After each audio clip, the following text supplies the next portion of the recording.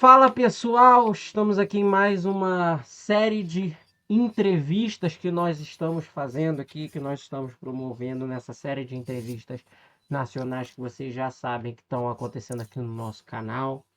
E hoje a gente vai entrar numa seara que é um pouco inusual, mas é muito importante, de festivais e etc., de promoções de grandes eventos da história da música progressiva no Brasil.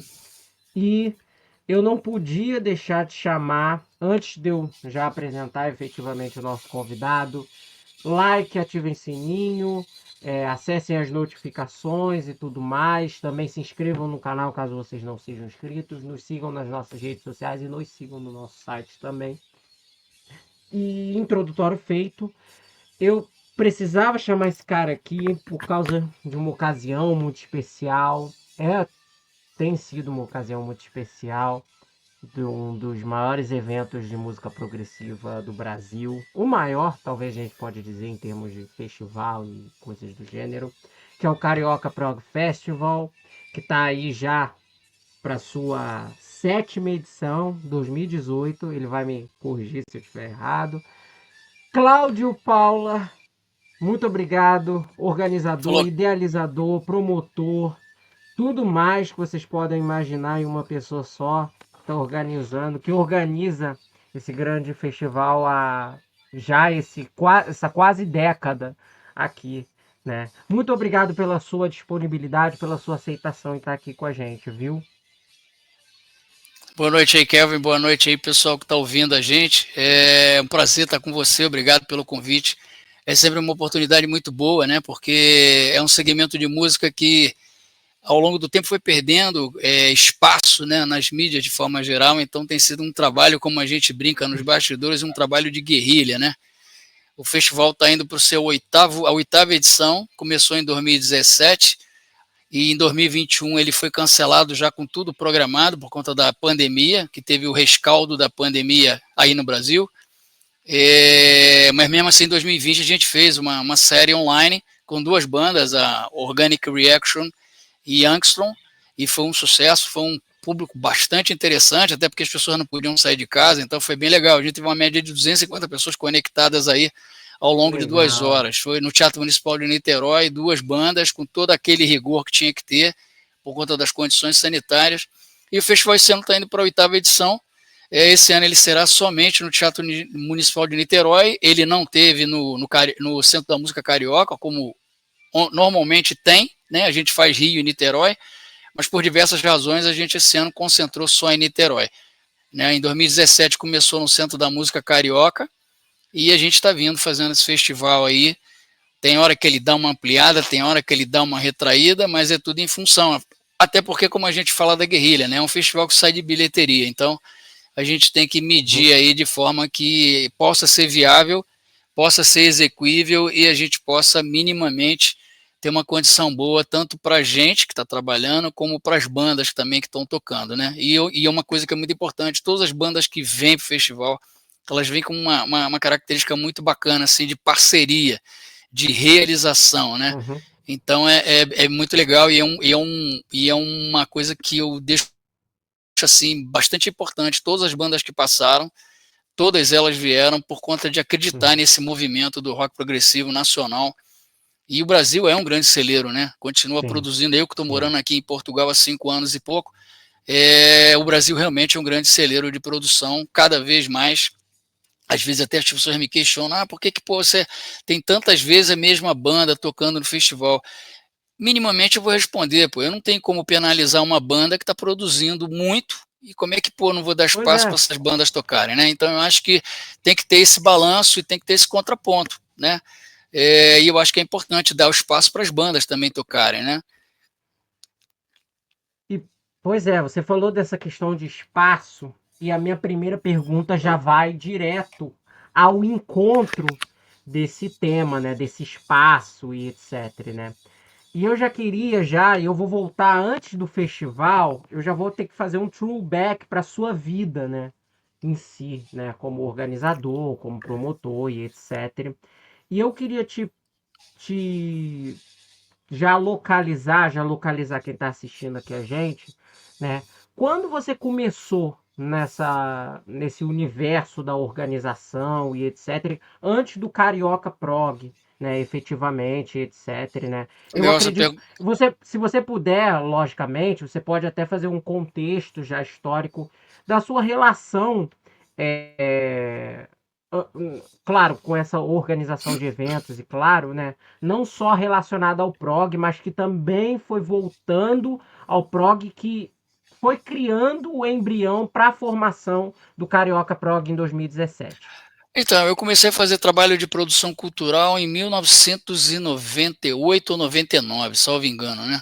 Eu trabalhei numa paralelo à produção cultural como produtor, eu também trabalhava dentro de uma grande empresa, em que também fazia várias produções, né? Porque a área de patrocínio dela era gigantesca. Então, lá eu também fazia produção com os projetos que eram patrocinados por ela. Então, isso, na verdade, acabou me dando uma envergadura que eu acho que foi bastante benéfico para mim. Então, a partir de 99, eu comecei a trabalhar independente, fazendo a produção cultural. Isso foi de 1999 até 2010, quando então eu criei a minha produtora chamada Vértice Cultural. E a Vértice Cultural, com a minha vinda para Portugal em 2000 e eu vim para cá em 2020. Então a produtora tinha um pouquinho mais de 10 anos. E aí, com a minha vinda para cá e pandemia, eu vim no meio da pandemia para Portugal, na verdade, eu vim na terceira abertura de fronteira, né? E aí todo mundo na minha família me questionando muito, você vai sair do Brasil no meio da pandemia? Eu falei, pô, mas como é que eu não posso não mudar para um país que morre pouquíssima gente, tem toda uma condição segura e o Brasil está morrendo aí cerca de 700 mil pessoas. Enfim, essa decisão de sair nem foi difícil. Era uma programação, era um planejamento familiar e a gente manteve. Bom, isso é um paralelo, né? Mas assim, em 2010, aí por conta dessa situação da pandemia e sem saber muito quanto tempo tudo isso aconteceria, até de confinamento, e eu mudando de país, enfim, eu acabei fazendo uma coisa que foi fechar minha produtora e acabei abrindo outra, que é a Nobre Vagamundo, que é o nome que eu estou trabalhando aí e no Brasil hoje, e aqui em Portugal eu trabalho com a Libertarte, tanto que toda vez que eu faço alguma produção no Brasil, você vê que tem uma associação, tem uma parceria. Portugal, que é a produtora daqui de Portugal. Por que tem essa associação? Isso é muito importante, já falando de futuro, porque realmente é essa porta, Brasil-Portugal aberta. É muito interessante que aqui as pessoas ouvem rock progressivo, mas as pessoas não têm a menor noção de que aquele som que está ouvindo tem o nome de rock progressivo, entendeu? É muito curioso isso, na verdade. As pessoas ouvem, as pessoas até participam de festivais na rua, que aqui é bem comum festival de rua, e as pessoas não sabem que aquele som que está rolando é chamado de rock progressivo, né? Quando muito, rock. Então, assim, eu vejo como um grande nicho, um grande filão, uma grande oportunidade de fazer essa parceria da produtora daí com a produtora daqui e fazer essa ponte aérea. Não agora, mas mais adiante, num futuro próximo, né? Enfim, aí com essa tua pergunta, a partir de 99 eu comecei a trabalhar com produção cultural e na verdade eu não trabalhava só com rock progressivo, né? A primeira banda, inclusive, que eu trabalhei de rock progressivo no Brasil, uma banda bem famosa do Brasil, inclusive, bem respeitada conceitualmente, inclusive, que é a Quaterna Requiem, foi a primeira banda que eu comecei a trabalhar e trabalhei com eles de 1999 até 2014, ou seja, foi uma longa parceria com essa banda, na verdade. Foi uma longa parceria, fizemos uns trabalhos bons, só que aí, na verdade, a banda também teve a sua característica de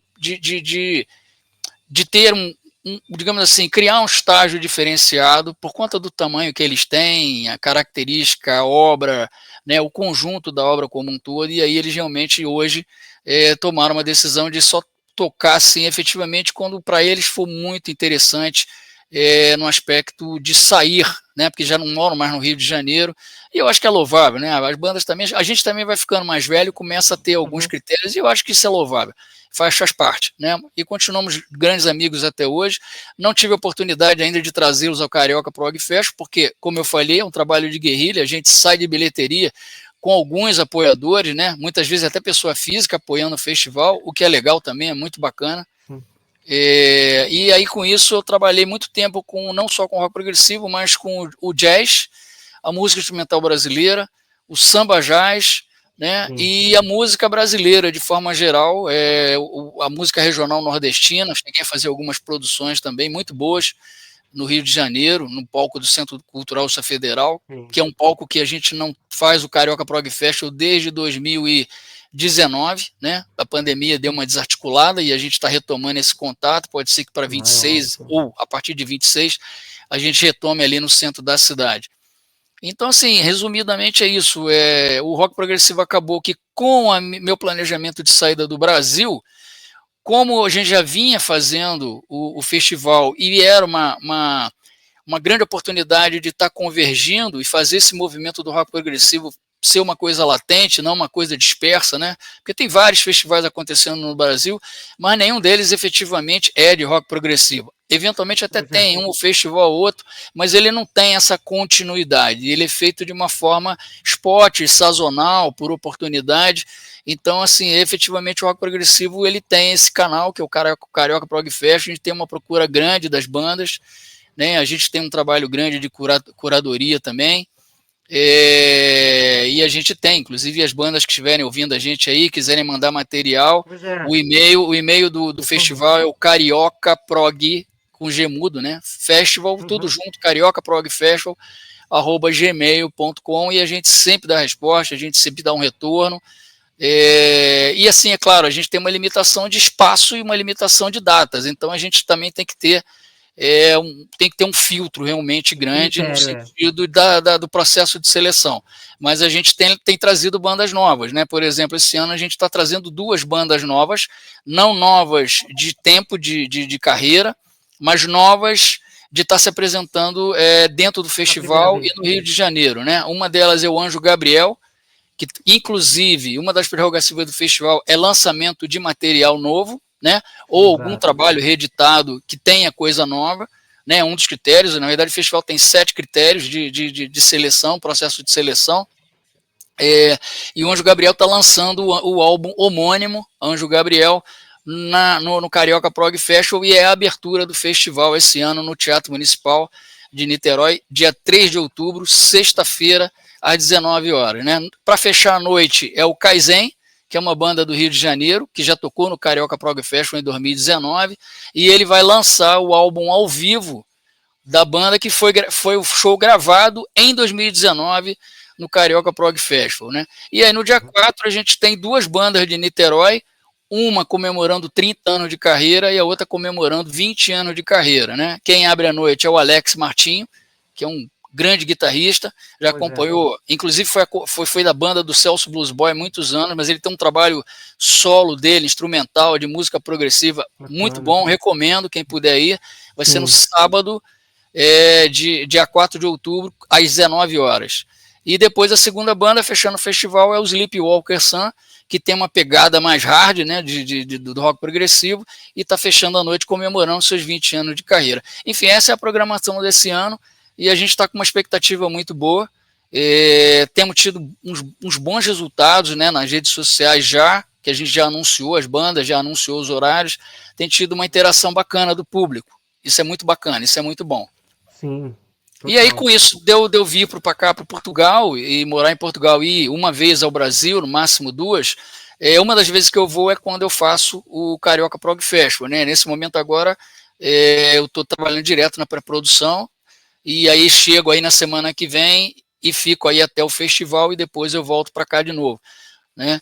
Então tem muita coisa acontecendo e vai ser bacana. Quem puder curtir vai ser bacana. Só que com essa vinda para cá, eu tinha que criar um funil, né? E aí, como o Carioca Prog Festival já tinha acontecido, já estava acontecendo, já era um referencial dentro do segmento de rock progressivo, eu acabei, como eu não estou no Rio de Janeiro, eu acabei abrindo mão dos outros segmentos musicais, e aí já não estou trabalhando mais tanto como produtor, mas muitas vezes abrindo espaço para essas bandas que eu trabalhava antes, né, porque isso eu continuo fazendo. Então eu acabo concentrando no rock progressivo, que na verdade a minha intenção, meu projeto era ter 2 projetos, o Carioca Prog Festival e o Carioca Blues and Jazz Festival, né? E ele aconteceria, o Carioca Blues and Jazz Festival, pela primeira vez em 2019, logo depois do Carioca Prog Festival, mas por uma série de razões a gente acabou não fazendo, não realizando, e seria no Centro Cultural Correios, também que tem um teatro muito bom, de 298 lugares aí no centro do Rio de Janeiro, mas acabou que na época, na verdade, ao longo de na verdade o festival começou em 2017, em 2018 para cá, a Biprog com o Vladimir Ribeiro sempre foi um grande parceiro junto ali o tempo todo, ombro a ombro, né? E aí a gente naquele momento decidiu não continuar com o Carioca Blues and Jazz e acabou que a primeira edição não aconteceu. Como não aconteceu e eu fiz a minha mudança para cá, e ele também logo depois saiu do Rio, ele está morando fora do Rio de Janeiro, né, no interior de São Paulo, a gente optou em não dar sequência no Carioca Blues and Jazz Festival, mas isso é uma coisa que para mim ainda está no meu planejamento. Em algum momento eu retomo essa ideia.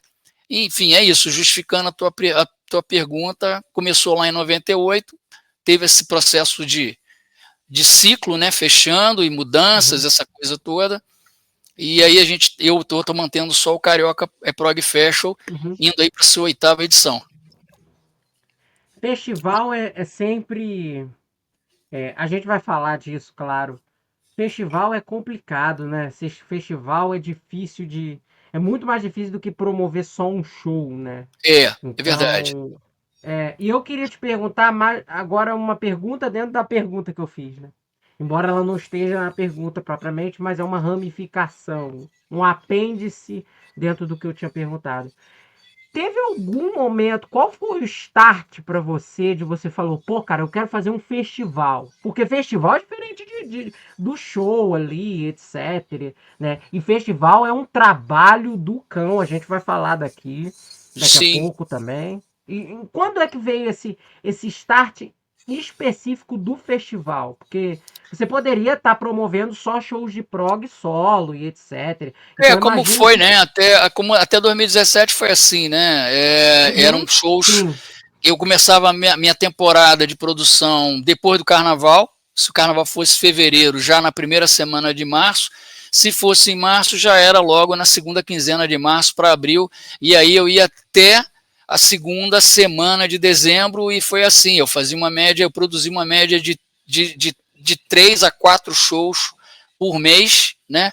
Mais ou menos isso, a média de 3 shows por mês, até para poder conciliar com a minha outra vida, que eu trabalhava dentro de uma multinacional, então eu conciliava dessa forma. Então eram praticamente 36 shows ao ano que eu estava produzindo, né? E você tomar essa decisão de fazer um festival, ou seja, você dá uma funilada nisso, ele tem um papel muito importante, porque eu via que o fato de ter shows isolados, você acaba não criando uma data, acaba não criando um calendário, e eu achava que isso era muito importante para o movimento do rock progressivo, para a cultura da cidade, para a identidade desse segmento dentro da estrutura cultural da cidade. E hoje a gente pode dizer que esse pensamento, esse conceito estruturado não está errado, porque hoje o Carioca Prog Festival ele faz parte do calendário cultural da cidade do Rio de Janeiro, né, muito pelos teatros da prefeitura, né? No passado a gente tocou na Lona de Bangu, esse ano a gente não conseguiu conciliar a data por diversas razões, mas a gente levou para a Zona Oeste ano passado. Esse ano já tivemos reclamação que o festival não foi de novo para lá, mas assim, são coisas que a gente às vezes não tem controle, né?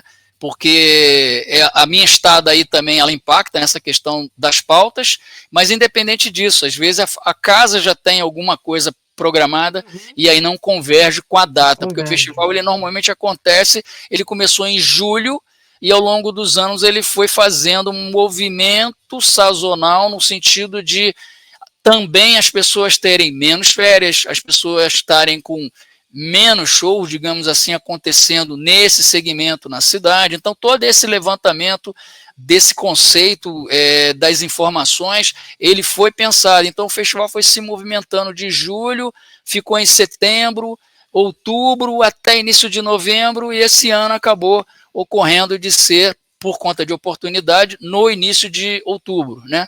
Inicialmente ele seria 1, 2, 3 e 4 de outubro, dias 1 e 2 no Centro da Música Carioca, mas acabou que por diversas razões eu só consegui fazer ele dia 3 e 4 de outubro em Niterói.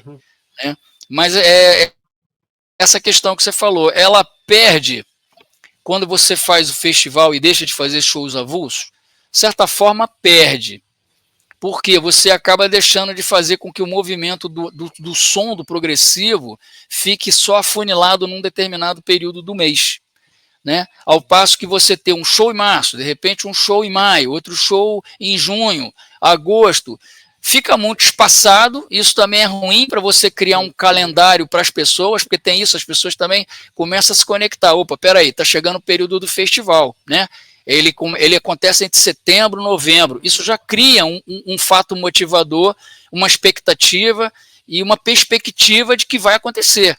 Quando é muito dividido, na verdade, você tem essa facilidade do movimento do som estar rolando ao longo do ano, mas você perde em termos de concentração, em termos de identidade daquele segmento dentro do calendário da cidade. Então, por isso que o festival foi pensado já com essa ideia, tanto esse quanto o outro que eu comentei que não aconteceu, que é o Carioca Blues and Jazz Festival, por conta disso. Era uma forma assim, de criar uma identidade dentro das cidades, né, com um calendário específico numa determinada parte do ano.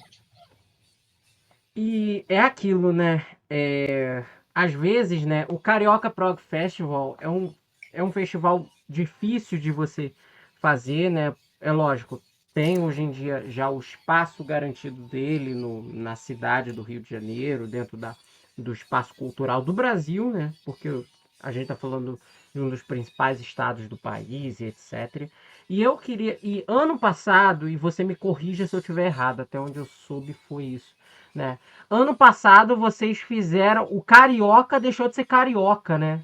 Virou Carioca, era o Carioca do nome, mas foi para São Paulo, né? E eu queria te perguntar como é que foi essa experiência para você, porque assim, eu imagino que no início você tava falando, pô, cara, vou fazer no Rio de Janeiro, e uma coisa até que, pô, cara, eu espero que isso dure até aqui, né? E de repente surge a oportunidade de poder fazer em uma outra praça ali. Como é que surgiu essa oportunidade? Como é que foi esse convite? Como é que. E eu acredito que isso também deva ter impactado a tua organização para o ano, para quando aconteceu isso, né? De você ter falado, peraí, eu preciso aqui me reorganizar, como é que a gente vai fazer isso, né?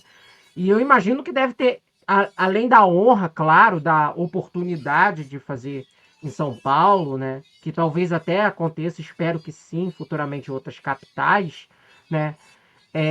Tem também aquele âmbito da responsabilidade. Putz, agora é o dobro de trabalho, etc. Agora é outro estado, não sei o quê. Imagino que como você, como produtor, já esteja calejado com isso, mas num festival mais underground, que é o Carioca Prog, como é que foi esse processo todo? É interessante essa outra pergunta, porque essa questão de fazer fora do Rio, apesar ele surgiu no Rio de Janeiro, né, na Tijuca, numa grande oportunidade do diretor da casa, que está lá até hoje, que é o Rubens Curinha, um cara que é um cara muito próximo, se tornou uma pessoa amiga, uma pessoa que ele criou essa possibilidade, né, inicialmente. Ele sempre comemora o mês de julho, por conta do dia 13, que é o Dia Internacional do Rock. Ele sempre fazia ao longo, começou em 2013, salvo engano, 2014. Ele sempre me chamava assim, pô, Claudio, vamos fazer uma, na semana do dia 13, cada dia da semana eu vou colocar aqui um tipo de rock para tocar, mas eu queria que você, de repente, trouxesse uma banda de rock progressivo aqui e tal. E começou assim. E aí começou que eu vi que isso era uma grande oportunidade com essa questão de criar uma identidade do rock progressivo na cidade. E aí levei a proposta para ele de fazer, isso foi em 13, 14, 15 e 16. Foram uma banda tocando um dia dentro da semana da comemoração do rock, né? Em julho. E aí em 16 eu fiz essa. Em 15 eu conversei com ele, não aconteceu em 16, mas aí em 17 a gente retomou essa conversa e ele topou fazer o festival. Então o festival foi o mês inteiro de julho, um dia por semana, Cara, né? E foi muito legal, bom, foi cara. muito bom, foi muito bom. E O só que que que você isso, apresentou? Você lembra? hein? Lembro, claro que lembro. Dia 1º, dia 8, dia 15, dia 22 de julho. Dia 1º de julho, quem abriu foi a Tempus Fust. Sim. Dia 8 foi o Luiz Amit Banda. Ah, Dia legal. 15 foi a Lumen de Petrópolis. E no dia 22, quem encerrou foi o Vitral. Ah, cara, legal, legal. Adoro Vitral. Adoro todos esses. Mas Sim, esse, pô, eu gostei desse line-up aí, achei legal, né? na verdade salvo engano, eu não sei se o Vitral fechou. Não, o Vitral fechou. Eu achei que o Vitral tinha aberto, não. Acho que o Vitral, eu não sei se o Vitral abriu ou o Vitral fechou. Mas assim, foi isso. Uhum. Seja Vitral a Tempos Fus, depois foi Luiz Amit e a Lumen de Petrópolis, né? E a Lumen tocaria em 2021 de novo, só que com a pandemia cancelou e aí acabou que a Lumen não tocou de novo no festival em 2021 e de lá para cá ainda não tivemos essa oportunidade de fazer a Lumen retornar aí no cenário do festival, mas a gente sempre está mantendo contato aí com o Marco Aurê sobre isso. Mas em cima do que você falou, quando comecei a ver essa possibilidade de crescer o festival, né? E sempre nessa questão, sempre conversando com o Vladimir também, que sempre foi um grande parceiro junto aí ao longo desses anos todos, tanto que a gente fazia a curadoria junto a partir do momento que ele entrou no comboio, né, no trem, e a gente começou a fazer essa curadoria junto e tal. Ele trabalhava toda a parte de produção audiovisual e a produção toda do espetáculo ficava comigo, né? E sempre foi uma dobradinha muito positiva, muito boa de trabalhar, muito fluida. E aí eu comecei a ver que era uma possibilidade grande da gente sair da cidade do Rio, e aí a gente foi para Niterói. A primeira cidade foi em Niterói. Em Niterói, o festival começou em 2017. Eu já tinha algumas produções feitas em Niterói, né? Inclusive as duas produções internacionais que eu fiz foi o Focus em setembro de 2017, o Locanda Delefate em novembro de 2017, e aí nesse episódio do Locanda Delefate, eu fiz uma associação com um camarada também do mundo do rock progressivo aí da cidade, que é o Luiz Otávio Drummond, e a gente trouxe o Locanda Delefate numa janela de oportunidade da Farewell Tour da Sim, banda, né? E aí a gente conseguiu trazer numa janela única é e maravilhoso. conseguimos, fizemos um contrato com eles, claro, como todo show que a gente tem que ter, e a gente deixou uma cláusula, uma linha do contrato dizendo que se houvesse oportunidade, um dia seguido, ou no máximo um dia alternado, de forma que não impactasse na volta deles para a Itália, da gente fazer um segundo show. Como a aceitação foi, claro, muito boa, até porque foi a única e primeira vez que Locanda Sim, Delefate tocou no Brasil, sim, e a gente conseguiu uma segunda data que foi na Cidade das Artes. A primeira data foi em Niterói, e a segunda data foi na Cidade das Artes, naquele belo teatro lá acústico, 460 lugares. sim. Pena que pouco aproveitado, né? Mas é um Ixi, excelente nem fala. teatro. Excelente teatro. E aí, então, assim, eu já tinha uma ligação com o Teatro Municipal de Niterói, isso já vem lá desde 1999, inclusive com Quaterna Requiem. Uhum. Então e fui reatando esse contato com o Niterói, e aí levamos para Niterói. E a partir daí a gente começou a ver que poderia crescer esse festival de outras formas. Então a gente na verdade, tem um planejamento montado de sair do Rio. A gente conseguiu andar para dentro da cidade. Ano passado a gente foi para a Zona Oeste, em Bangu, não conseguimos repetir esse ano, mas essa intenção existe, essa proposta existe. A ideia é fazer, como fizemos em 2019, vários teatros, um festival ao longo de um mês, acontecendo em vários lugares, né? Tem gente que acha que o festival tem que ser quinta, sexta, sábado e domingo, e acabou. É, Eu acho que não, eu acho que se é um calendário, é dentro de um calendário da cidade, eu acho que ele tem que ocupar a cidade. Isso é um pois é. pensamento meu, né? Então, o festival em 2019, ele tocou em Botafogo, ele tocou no centro, ele tocou no Rio, na Tijuca, ele tocou em Niterói, né? E só não foi para outros lugares por falta de oportunidade, por falta de espaço, enfim, né? E a ideia é que esse ano poderia ter a possibilidade de ir para a região serrana, mas aí no último momento acabou que teve digamos assim, não conseguimos fazer um fechamento de agenda, de data, essa coisa toda, e acabou não acontecendo, né? Provavelmente seria o Anjo Gabriel ou a Caravela ou o Montechiari Project, né? Mas enfim, essa programação acabou não saindo do papel. E aí, quando foi para o ano passado, a gente resolveu ampliar de novo o festival, como em 2019. Então tivemos Tijuca, Niterói, Bangu e São Paulo. E aí tinha toda aquela coisa, né? Levar um nome carioca para São Paulo e tal. E ao contrário, o festival foi foi bem aceito, assim, foi bem Sim. aceito mesmo, foi muito bom. A gente fez 2 apresentações por dia, foram 2 dias. No dia 7 de novembro, a gente trouxe 2 bandas cascudas, né, do cenário progressivo, do cenário do rock.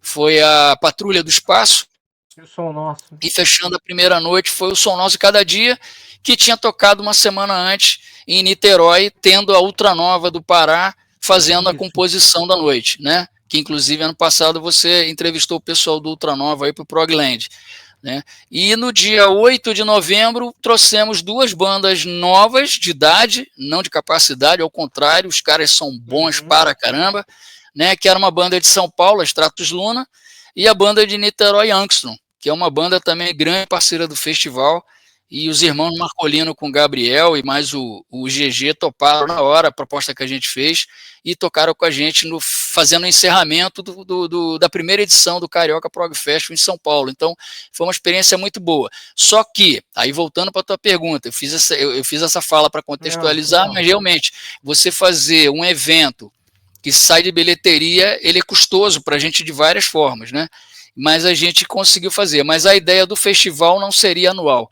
A ideia, na concepção dele, seria de manutenção, pelo menos bienalmente, ou seja, a cada 2 anos a gente fazer em São Paulo, e claro, tendo estrutura, aí sim, você pode pensar numa coisa né, de várias cidades no mesmo ano, né, como acontece com o Mimo Festival, que eu trabalhei no Mimo Festival aqui de Portugal, 2024, na área de comunicação, marketing, relacionamento, e também no dia do festival na produção, de certa forma, e o festival está aí, o Mimo aí no Brasil esse ano está fazendo, hoje, está acontecendo a partir de amanhã, Olinda, depois na outra semana São Paulo, já teve no Rio de Janeiro, e já teve aqui em julho, na cidade de Amarante. Então assim, essa concepção me agrada, de você ter vários momentos do festival tocando em vários lugares, né?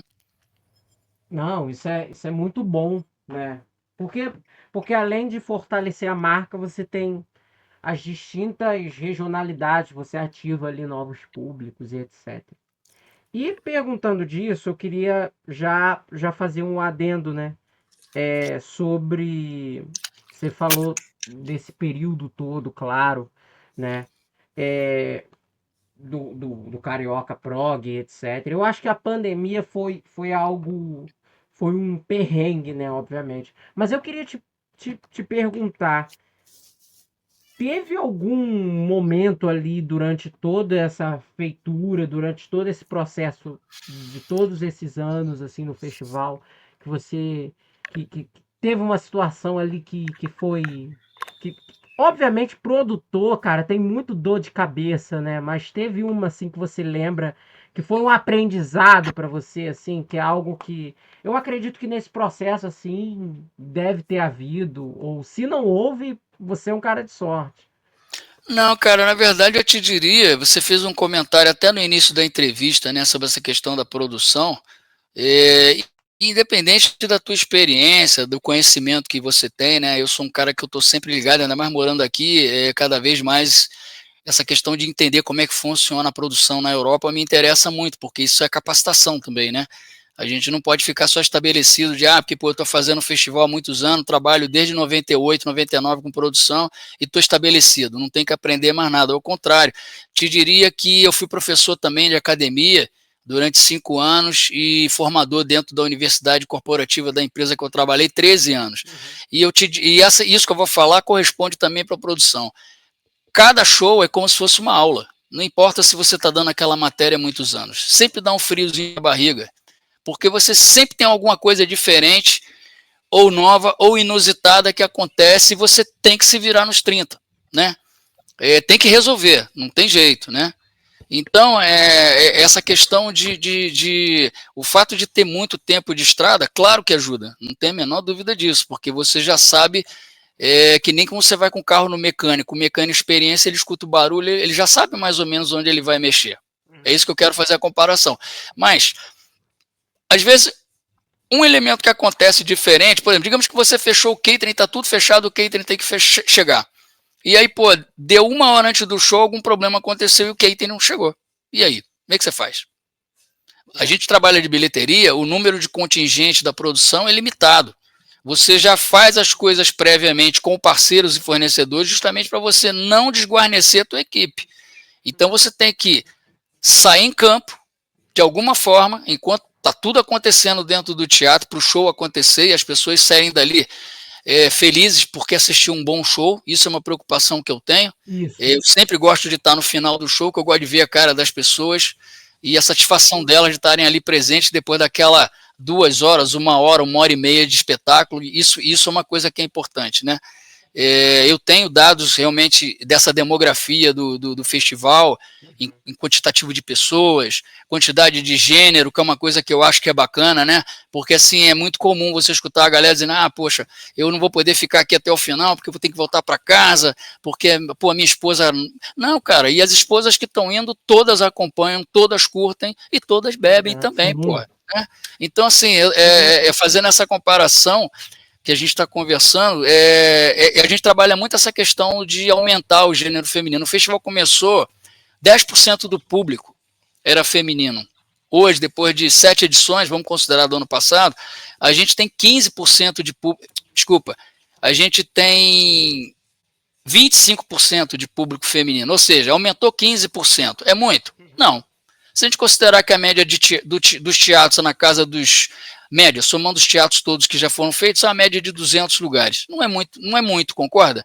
Mas se você sai de 10% para 25%, é um número significativo. Sim. Então, assim, significa que o festival está conseguindo chegar nas pessoas da forma que está sendo pensada, na forma que está sendo planejada e programada. Então, isso é muito positivo, né? A gente hoje vê uma quantidade maior de mulheres presentes no festival. Isso é muito bom. Sim.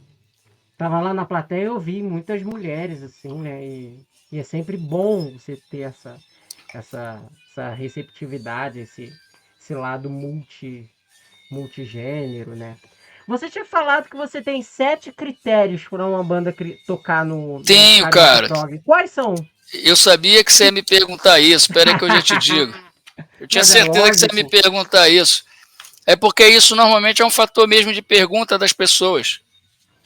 É o Enem, pô. O Enem do Carioca Prog. Então, a gente tem mesmo, ó, os 7 itens são, na verdade, né, a música autoral, bandas autorais, o grau de ineditismo, né, desse trabalho que está sendo feito. Ele pode ser inédito, mas ele pode ser uma edição especial, ele pode ser um relançamento, mas ele pode ser inédito no sentido que ele foi feito, né?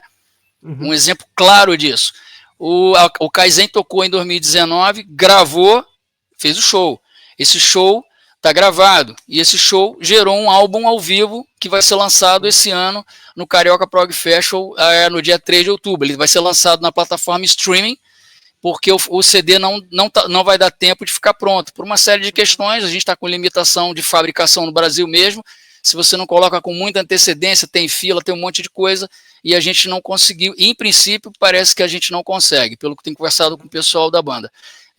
Mas enfim, isso está na pauta. Mas assim, o lançamento no streaming vai acontecer agora, dia 22 de setembro, o lançamento do álbum ao vivo, que foi gravado lá em 2019. Então, cai nessa questão do grau de ineditismo, né? Lançamento de novos trabalhos, efetivamente, como vai acontecer com o Anjo Gabriel, né?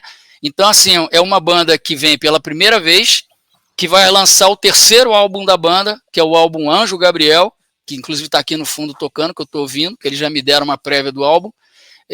Lançamento de álbuns comemorativos ou edições, que a gente acabou de comentar.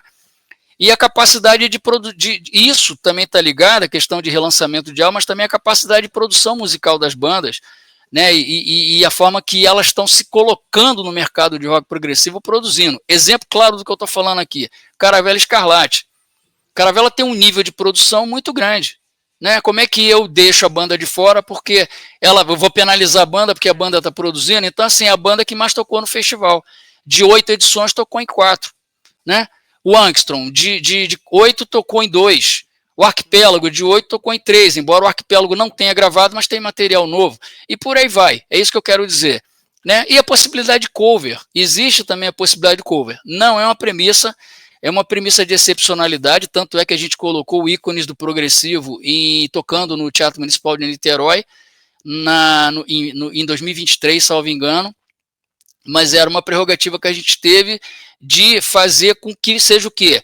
E aí tem todo um sentido, que é uma outra característica do festival. É um dos valores do festival, é uma premissa do festival, que é a formação de plateia, renovação de público. Então, o trabalho do Ícones do Progressivo, na verdade, tem muito isso, porque, apesar de ser bilheteria, isso é uma outra característica do festival, pelo menos 10% do total do teatro eu dou como gratuidade para escola de música, escola de formação, relacionamento que os teatros e a diretoria do teatro vão trazer, públicos específicos, jovens, para poder acompanhar o festival.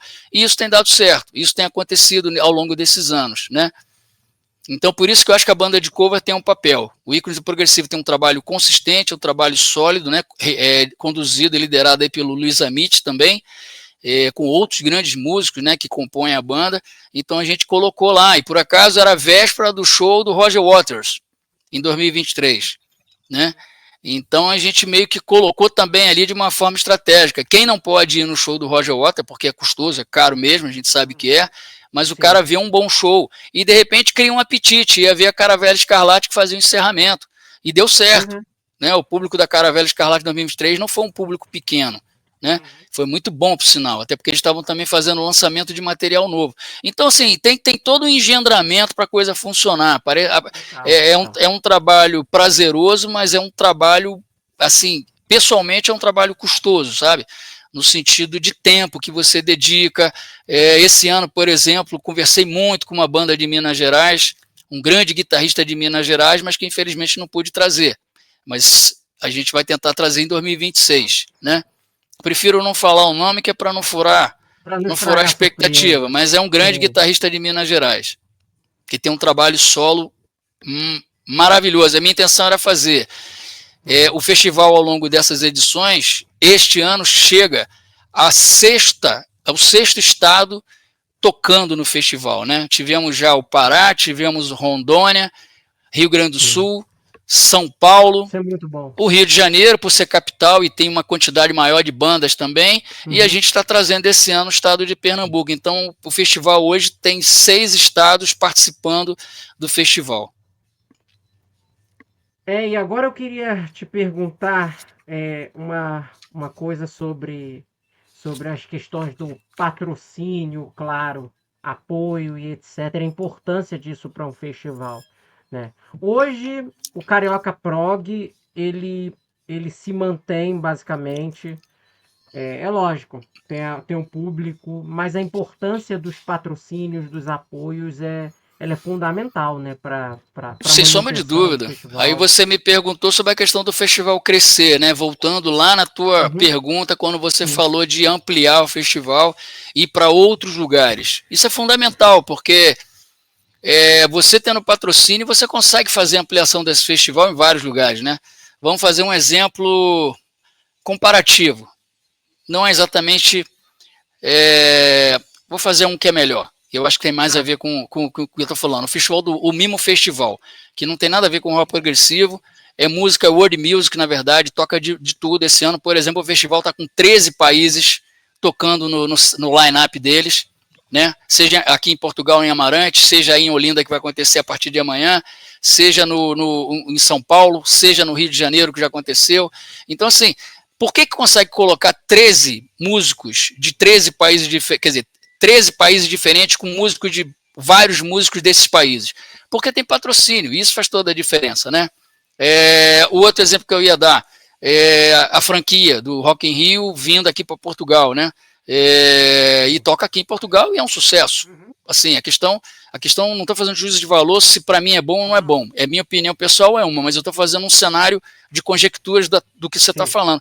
Você tendo um patrocínio e tendo bons apoios, você consegue fazer muita coisa. Eu tenho, por conta desse relacionamento dos shows internacionais, os 2 shows que eu fiz, né? Eu fui à Itália, depois do show do Locanda Delefate, assisti o último show da banda, efetivamente, né? Na cidade de Asti. E com isso eu tive uma oportunidade, eu fiquei uma semana lá prospectando. Então eu tenho, hoje ainda, apesar de, estamos falando de 8 anos, né? Foi em 2017, e até hoje eu mantenho contato vivo com essas pessoas. As bandas estão fazendo 50 anos, 55 anos, 45 anos, 40 anos, 35 anos, que eu conheci gente de bandas mais novas, como o Cantina Sociale, né, que está com os 2 últimos trabalhos, são belíssimos. né? Acho que são 4 álbuns. Os 2 últimos são excelentes, né? Então, por exemplo, esses são bandas que eu tenho conversado e outras. Eu não vou falar aqui para não. Mas são bandas cascudas, de 50 anos de idade aí, que querem tocar no Brasil. Eu tenho contato dessas bandas, mas como é que eu faço para trazer? Né? Eu fiz isso com o Locanda Delefate, então eu sei exatamente o custo que é saindo de bilheteria. Né? Então não dá para fazer, infelizmente. Acaba ficando uma produção muito cara. Mas se você tem patrocínio, essa produção nem é tão cara. De boa. Porque você tem cachê, passagem aérea, que é muito cara. Cachê, passagem aérea, hospedagem e a diária dos músicos. Esse é o valor. Esse é o valor. Né? Então, assim, fazendo uma matemática rápida, não é um valor absurdo. Agora, para sair de bilheteria é porque eu vi que é isso, fazendo Locanda Delefate. Então, foi maravilhoso. O Focus teve um pouquinho de melhor.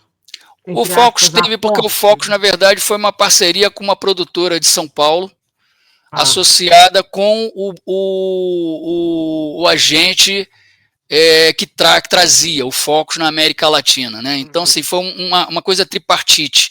Então, isso acabou ficando diluído. Eu fiquei com partes específicas e eles com outras partes específicas. Então, assim, saindo da bilheteria não era tão pesado, tanto que não foi, né? Mas você trazendo a banda sozinho, e isso é uma coisa que para mim é interessante, a parceria foi ótima, foi maravilhosa com essa empresa de São Paulo, a produtora de São Paulo mantém contato com eles até hoje. Mas assim, a produção fica muito dividida. Tudo bem que no Rio de Janeiro quem tomou conta fui eu, isso foi bem determinado, foi bem delineado e bem planejado entre as partes, né? Foi muito bom, na verdade. Eu tinha, por conta de uma estrutura maior, eu tinha que referendar tudo que eu fazia a eles, né? Mas eu tinha uma liberdade total de fazer a produção e foi maravilhoso, né? Foi muito bom.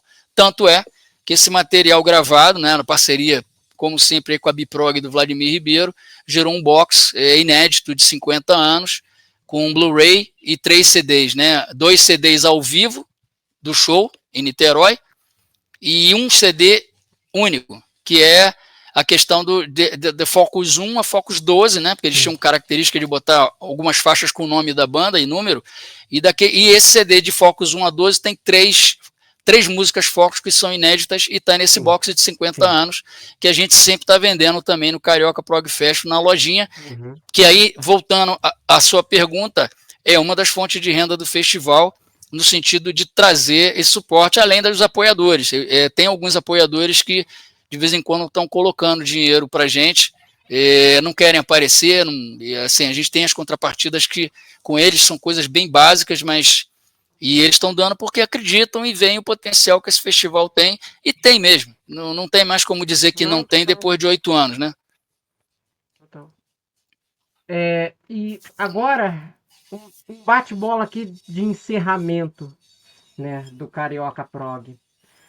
Hoje, se você pudesse escolher uma banda brasileira e internacional para tocar no Carioca Prog, claro, considerando ali as condições, e vamos considerar que patrocínio... A queima-roupa, sim, sem pensar nada? A queima-roupa, sem pensar... Queima-roupa. Queima-roupa, sem pensar, eu diria para você Sagrado Coração seria uma, e internacional seria o Osana da Itália, ou Semiramis. Nossa, cara. Seria tão lindo isso, gente. Acabei de avisar, falei que não ia falar nome nenhum, falei, viu? Não, tem problema. Até porque uma banda é uma banda de grande abrangência para mim, como pessoa também, não só como produtor. Foi em 2019 ter a possibilidade de fazer aquele show antológico do Bacamarte no Teatro Municipal de Niterói, né? Ainda com a presença da Jane. Esse material tá todo... que saia aí, hein? É isso, esse material tá pronto para sair, mas depende de algumas coisas ainda da banda com ela para poder acertar direitinho, questão técnica, essa coisa toda. Mas esse material, cara, tá bom demais. E uma coisa também que é legal, né? Porque o festival tem uma característica interessante. Deixa eu só pegar aqui para não esquecer. Claro. O festival tem uma coisa também que é bacana. Dentro dessas 7 premissas que a gente conversou, ele tem uma característica aqui que são bandas que passaram pelo festival e trouxeram produtos, né, desse material. Então, se a gente pegar aqui, por exemplo, o Kaizen está lançando agora, esse ano, o CD que foi gravado lá em 2019, que a gente comentou, né? Mas a gente, antes disso, já teve... Deixa eu achar aqui, rapaz. Espera aí. De cabeça também, tudo não dá, né? Não, que isso. Cabeça. A minha já é ruim, então me compadeço do seu, do seu Mas a perrengue. gente teve o Flish fez um DVD, né? Aham. O Flish fez um DVD do show de 2019 no Centro Cultural Justiça Federal também. E aí esse material é importante, que é o seguinte, todo esse material que gerou produto, né? É essa parceria de longo prazo aí com a Biprog, que aconteceu, né? Todo o trabalho audiovisual do Vladimir Ribeiro com a Biprog aí, que gerou esses belos materiais aí que estão espalhados aí, alguns como ainda guardados, né? Como o do Locanda Delefate também, que esse material tá esperando a banda, né? Mas assim, eles também têm o tempo deles, a história deles. Tem o DVD ao vivo do Angstrom, também que foi gravado no Carioca Prog Festival de 2020. Né? Tem o trabalho de 2018, o antológico show com Pedro Baldanza. Foi praticamente, acho que foi o último show dele antes dele ter a internação. Pô, esse Depois tá teve um em gravado, São Paulo. legal, cara. Esse show tá Legal que gravado e esse tá foi gravado. o álbum lançado ano passado no Carioca Prog Festival, que é o Ao Vivo em Niterói, Teatro Municipal de 2018, que foi lançado ano passado também, em parceria com a banda, a minha produtora e a Biprog, né? E o box que eu comentei, né? Que não foi no Carioca Prog Festival, mas que é o box 50 anos do Focus, que é um material único, né? O material, a banda quando viu esse material, e aí fizemos uma reunião na véspera do agente deles ir embora para a Inglaterra, e aí ele chamou a gente lá no hotel, no centro, e aí fizemos uma reunião que foi legal, foi relativamente longa, mas foi bem profícua. E aí esse material saiu, a banda adorou o material e tal, aproveitaram e super foi lindo. maravilhoso. Enfim, então tem muita coisa, né? Mas essa questão que você colocou no último ponto, que é efetivamente do patrocínio, do apoio, é fundamental, porque é isso que faz o crescimento maior, porque agora o crescimento existe, né? Esse ano ele deu uma diminuída, por quê? Porque sai de bilheteria, e ano passado abriu muito, o custo foi muito grande, então esse ano a gente tem que dar uma diminuída para poder ficar bom para todo mundo e continuar acontecendo, né? Pois é. E agora, minha penúltima pergunta também nesse esquema queima-roupa. Se você pudesse escolher a sua edição favorita, eu sei que é difícil, mas uma Puta, edição que é você difícil, marca, hein? que você fala, putz, cara, isso aqui marcou meu coração. Qual seria? Uma Rapaz, só. uma só é difícil de falar, porque cada uma teria uma característica diferente, né? Se quiser Mas falar eu um não vou. pouquinho de cada, rapidinho.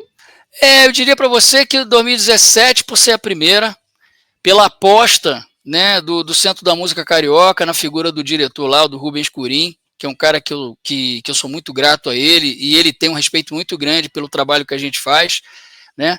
E ele apostou isso e abriu esse espaço, né? Era um show comemorativo da Semana do Rock, do Dia Internacional do Rock, e acabou que ele até tem o evento continua acontecendo, ele não deixou de fazer, mas a gente tem lá no calendário do Centro da Música Carioca, tem lá o espaço para o Carioca Prog Festival acontecer. 2018 foi o início da expansão, né? Expansão dentro da cidade.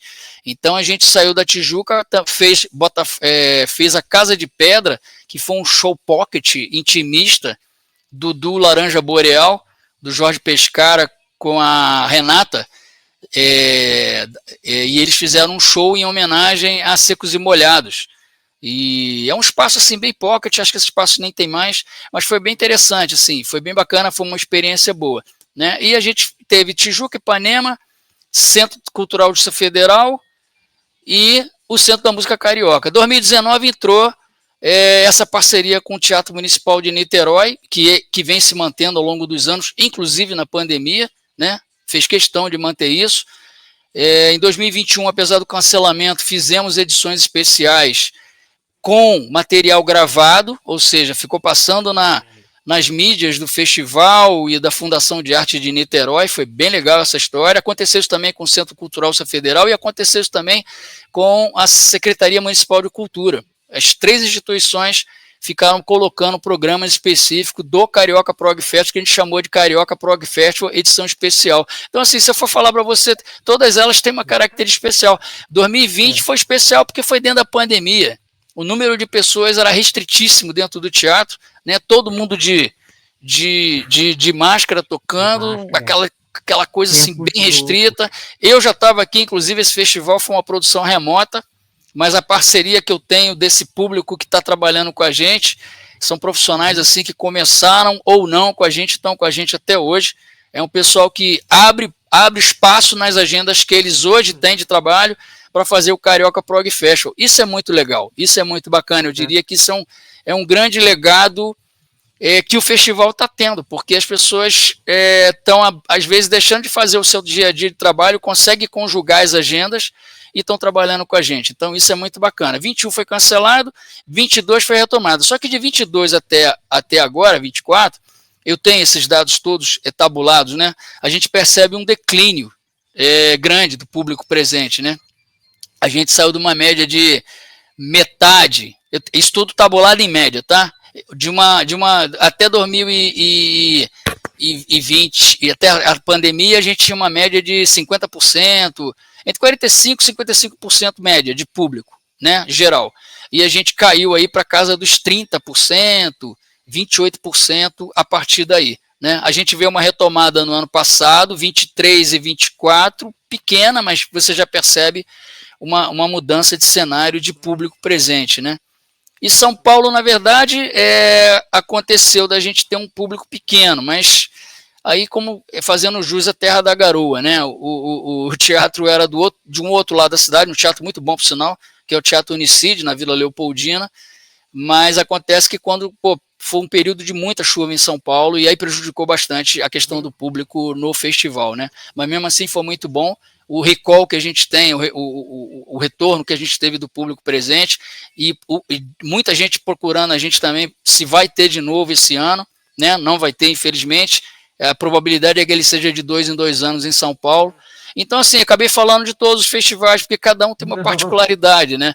Diria para você que em termos de tamanho, 19 e 24 foram realmente os maiores, porque foram uma média de 10 bandas ano passado, foram 10 bandas, 11 shows, 12 shows, 10 bandas, 12 shows, e em 19, salvo engano, foram 12 bandas com 13 shows. Quero te agradecer pela Legal. oportunidade, não vou mais tomar mais seu tempo. Que isso, muito cara, obrigado, prazer. Cara. É um prazer quando o espaço está aberto e a gente poder falar desse trabalho, que é um trabalho bacana, acho que é um trabalho conceitual no aspecto de ser sim, né? Porque o rock progressivo é uma música muito bem trabalhada, e não é nenhum demérito, nem desqualificar nenhum outro tipo de música. Acho que tem que ter espaço para todos, na verdade, mas assim, o que não pode é não ter espaço para esse tipo de música, por exemplo, ou para música erudita, música de câmara, as músicas clássicas. É nesse sentido que eu quero dizer, não que seja melhor ou pior, é sempre uma fala que eu faço, mas tem que ter espaço para todo mundo, né? Pois é, claro, a gente vai fazer a nossa cobertura também do Carioca Prog. Vamos fazer no nosso site. Também faremos entrevistas com as 4 bandas que vão estar na edição, para além do vídeo também aqui. E também já vamos deixar aqui também um endereço de e-mail para quem quiser enviar material pro Carioca Prog. Também enviar, se caso eu espero também que chegue esse vídeo, chegar a algum patrocinador, alguém que queira contribuir e tudo mais, qualquer contribuição é super bem-vinda. Também vamos deixar tudo aqui na bio. Aliás, não só na bio, vamos deixar no comentário fixado aqui no nosso canal no YouTube. Muito obrigado, Cláudio. É um prazer te ter aqui. Esperamos que ano que vem, quem sabe, na edição 2026, a gente converse de novo, a gente fale da edição propriamente em si e tudo mais, e também outras histórias suas. É uma honra. Muito obrigado, viu? É um prazer estar com você. Obrigado pelo convite.